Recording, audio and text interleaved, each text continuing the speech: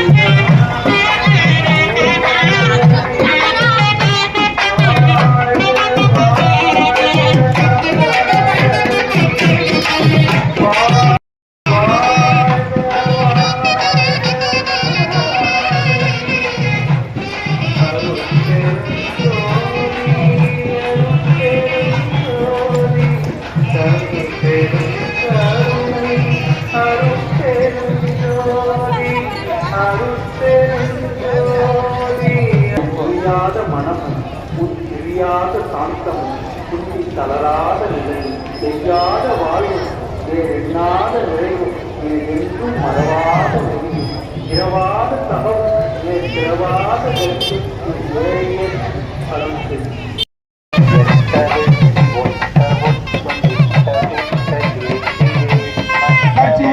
வெற்றி வேலை கையிலையும் எடுத்து வெற்றி வேலை கையில்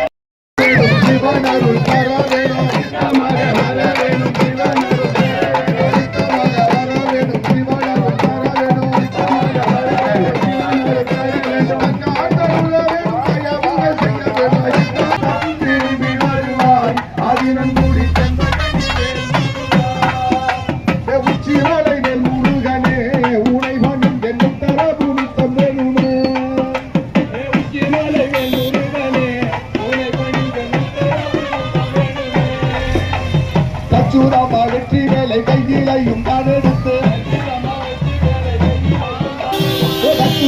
வெற்றி வேலை கையிலையும் எடுத்து பத்தார் தருளவனும் தயவுகள் செய்ய வேணும் சித்தம் திரும்பி வருவாய் ஆயுதம் மூடி சித்தம்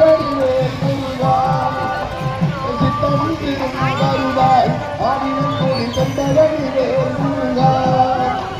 சித்தமாக வர